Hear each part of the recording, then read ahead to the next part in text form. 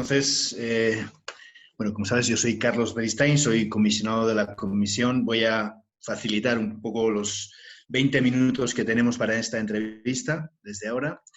Te damos la bienvenida en mi nombre y en nombre de todos los comisionados y comisionadas, y gracias por presentarte a este desafío que supone incorporarse a ese trabajo de la comisión, ¿no? Te quería empezar haciendo una pregunta. Tenemos 20 minutos. Voy a hacer un par de preguntas generales de introducción y después vamos a dar la palabra también al resto de los comisionados y comisionadas si quieren hacer alguna pregunta. Bueno, la pregunta inicial tiene que ver más con, como sabes, la Comisión de la Verdad tiene un mandato de 3 años, llevamos 1 año y unos meses de mandato. ¿Cuál ves que es el principal reto de la Comisión de la Verdad en la perspectiva de su misión y en la perspectiva también del tiempo en el que estamos, ¿no?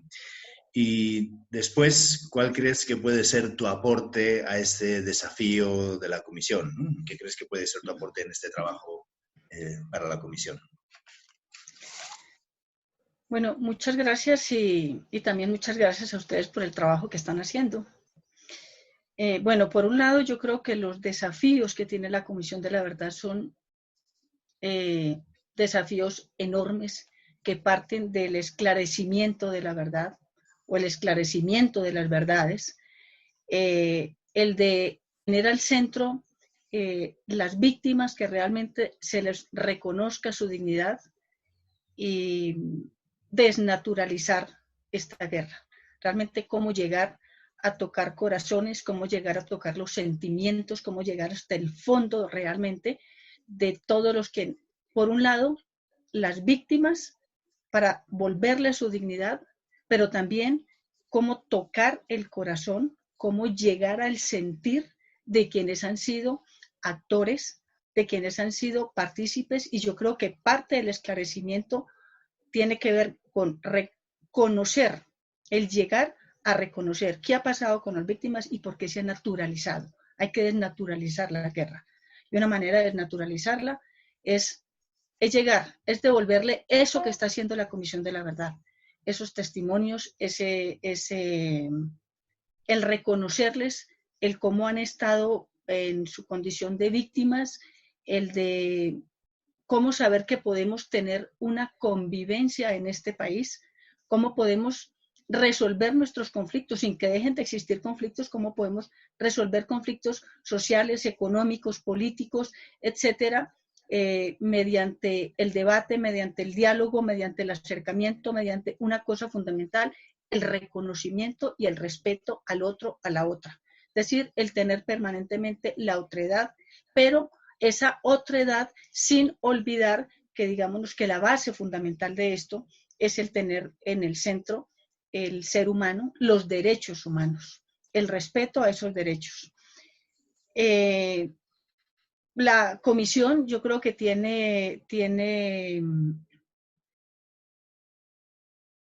debe sentar unas bases para esta convivencia. Y el sentar las bases es el dejar una serie de recomendaciones, una serie de propuestas, una serie de herramientas, y herramientas que pasan, digámonos, también por cuál puede ser mi aporte. Yo creo que mi aporte tiene que ver con la experiencia de muchos años, no me pongan a hacer cuentas ahora, experiencia de muchos años que tiene que ver con el trabajo, con el movimiento social, el trabajo en el exilio, 20 años de exilio, de conocer el trabajo de la migración, el trabajo de los exiliados, el sentir el desarraigo, pero no quedarme ahí. Es el haber pasado por la rabia, por el enojo, por el querer vengarme y hacer todo un proceso que fue académico, un proceso que ha sido personal, un proceso por reconocer la importancia de las terapias, el reconocer también la importancia del trabajo y del entorno familiar, y el de seguir trabajando con la comunidad desde el punto de vista académico de la investigación, desde el punto de vista del periodismo. En el periodismo, por ejemplo, para mí ha sido una escuela, y es una escuela, la red de periodistas con visión de género, en el cual he tenido la oportunidad de trabajar con herramientas que permiten que algo que sea complejo se vuelva sencillo para la comprensión de cualquier persona y que le llegue. Las cartillas, la webserie Amanda y las salamandras, que habla sobre el tema del conflicto y el cómo alguien que viene del futuro regresa a ver semejante berenjenal, pero que de todas maneras puede llegar a contribuir a esa convivencia. Los diferentes, lo mencioné ya, las diferentes cartillas, el programa Ni Reinas ni Cenicientas, que tocó y llegó y se metió a la cocina con el permiso de quienes lo permitieron para hablar sobre los derechos de las mujeres, y una radionovela que partió de escuchar en 5 localidades a hombres y mujeres y trabajar con radios comunitarias y cómo poder llegar de una manera sencilla, de una manera que puede cubrir tanto radio, televisión, como todavía el papel, a donde no llega Internet. Es decir, una preocupación mía es cómo lograr que ese informe, que indudablemente tendrá que haber un informe escrito, que llegará solo o a sectores muy específicos, cómo llegue con unos formatos especiales, unos formatos pedagógicos, unos formatos educativos a la población en general, a las víctimas, a la sociedad, y que contribuyen realmente a un proceso de transformación personal que finalmente es a donde nos tiene que llevar la no repetición. Bueno, Fabiola, bueno, que el comisionado Carlos Ospina quiere hacerte una pregunta. ¿Sí, Carlos? Fabiola, ¿me está escuchando? Sí. Ok, es que lo tengo en el altavoz para que Patreon está escuchando por celular, pueda también escucharnos a todos. Vale. Dada su experiencia y lo que has vivido y lo que nos acaba de contar, ¿cuál sería su aporte a la comisión de convivencia, no repetición? Yo creo que uno de los aportes sería, primero, partir de esa experiencia personal, de hacer todo un recorrido, de haber pasado y de sentir lo que ha sido la persecución política, lo que fueron allanamientos, consejo verbal de guerra, el exilio, la pérdida de una parte de la familia. Es decir, eso ha servido no para atrincherarme en una esquina del odio y la venganza, sino para hacer un proceso personal, un proceso que me ha permitido no solamente a mí, sino desde esta subjetividad, poder proyectar hacia afuera con la palabra, con el sentir, con el escribir. El haber escrito, por ejemplo, Hablarán de mí, fue una posibilidad de reflexión, de hacer todo, de mostrar cómo fue ese proceso personal. Cuando se tiene esa experiencia personal, hay mucha mayor capacidad de interpretar y de hacer un acercamiento y de lograr que ese sentir que está en los testimonios se pueda transformar en una serie de herramientas para que vuelvan nuevamente a las víctimas y a la sociedad en general. Y eso contribuye realmente a decir, podemos hacerlo de otra manera, podemos dialogar, podemos debatir, podemos disentir, sin que en medio esté el derecho a quitarle la vida a otra persona. Que en medio lo que esté sea debate, reflexión, propuestas y salidas de convivencia.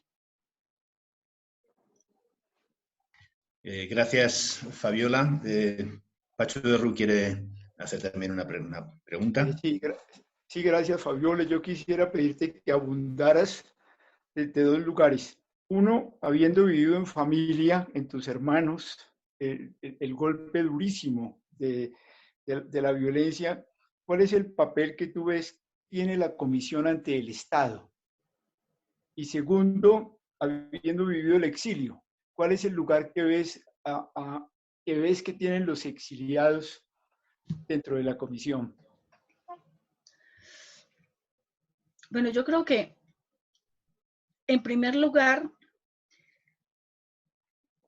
el Estado tiene que asumir una actitud reflexiva,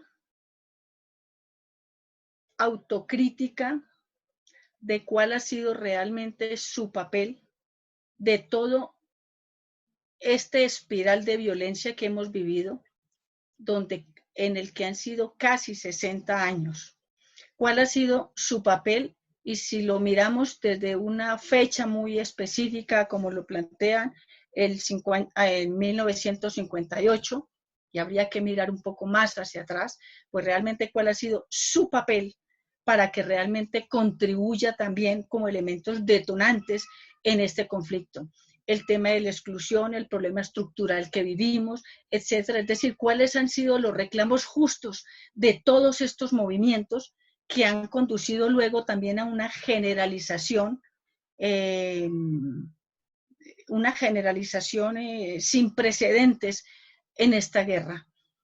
El Estado tiene que asumir responsabilidades de lo que ha sido su papel por acción o por omisión. En el caso de mi familia, pues realmente tiene que ver que se da en medio de unos acuerdos que se firman, pero que finalmente no se respetan. Entonces, eso tiene que entender el Estado, que para llegar a acuerdos, en este momento tenemos la posibilidad de un acercamiento con otras organizaciones. Las organizaciones tienen que ver un respeto, una responsabilidad del Estado para poder realmente decir, nos sentamos a negociar y creemos en la palabra del Estado. Yo quiero creer en la palabra del Estado porque tiene que haber un proceso también. El Estado no es estático. El Estado tiene que estar cambiando, cambian las personas, cambian los partidos, cambian las formas, cambian los estados. Y yo quiero creer que el Estado realmente, por parte del Estado, va a haber una actitud de responsabilidad con respecto a estos asesinatos. Con respecto al exilio, yo creo que es muy importante el papel que pueden jugar los exiliados, porque finalmente es una proyección del país.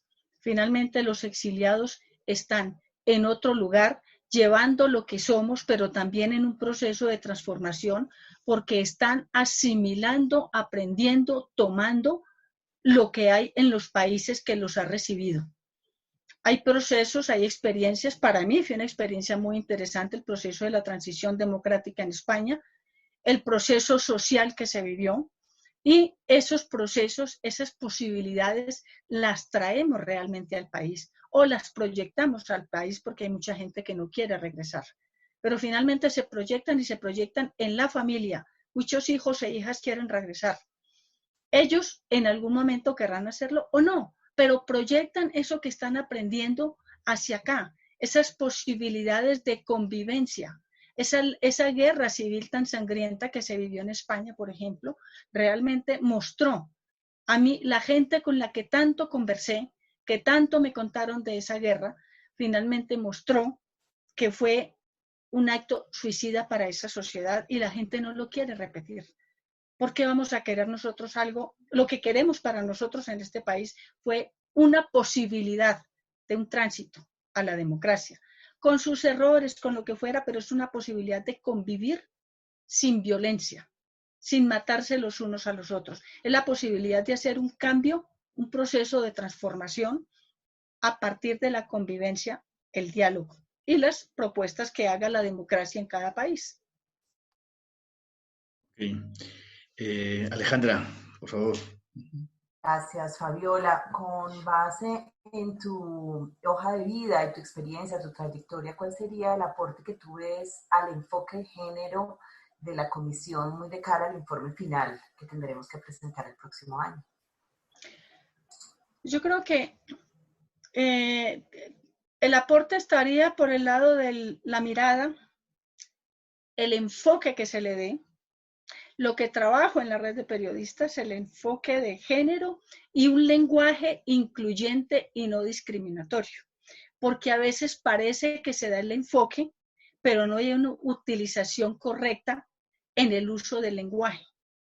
Y el uso del lenguaje es muy importante para que realmente tanto las mujeres como la población LGBTI sientan inclusión, porque estamos hablando de un lenguaje incluyente, que no es lo mismo que decir que no discriminatorio. O sea, habría que emplear, diría yo, los dos conceptos. Primero, el enfoque y luego un lenguaje incluyente y un lenguaje que no discrimine. Y ese no discrimine tiene que ver con toda la diversidad que debe tener el informe. Y ese no discriminatorio pues incluye a las comunidades étnicas, incluye a la población LGBTI, incluye a las mujeres, etcétera, etcétera. Es decir, el que haya inclusión y no discriminación, sumado al enfoque. Gracias, Fabiola. Tenemos como 4 minutos para terminar la entrevista. Le vamos a dar la palabra a la comisionada Marta Ruiz, que también quiere hacerte una pregunta. Sí, hola, Fabiola. Tú acabas de expresar tu experiencia, conocimiento de la transición española, que fue una transición donde hubo mucho silencio durante muchos años. Yo quería preguntarte si tú crees que la sociedad colombiana está preparada para la verdad, para esa verdad que reconcilie y que permita pasar la página y seguir adelante. Yo creo que ese es un proceso, porque tendríamos que verlo no como un hecho, como un solo hecho y algo mediático. Yo creo que la verdad también hay que verla como un proceso. Puede ser que haya sectores que no estén en condiciones ni de contar la verdad, ni otros de escuchar la verdad. Sin embargo, yo me atrevo a afirmar que hay mayores condiciones para escuchar la verdad, porque realmente, si no conocemos la verdad, si no sabemos todo lo que ha ocurrido en este pasado, vamos a continuar naturalizando la violencia. Hay cosas que se enfrentan en la vida y son dolorosas. Y por dolorosas que sean, hay que enfrentarlas. Lo que depende es cómo se enfrenten. Y me parece que es parte del trabajo de la Comisión de la Verdad.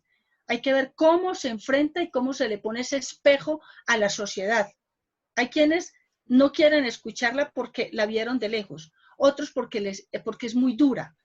Pero me parece que se necesita hacer una metodología, unas herramientas para poder poner ese espejo y ver los horrores que vivimos, pero también los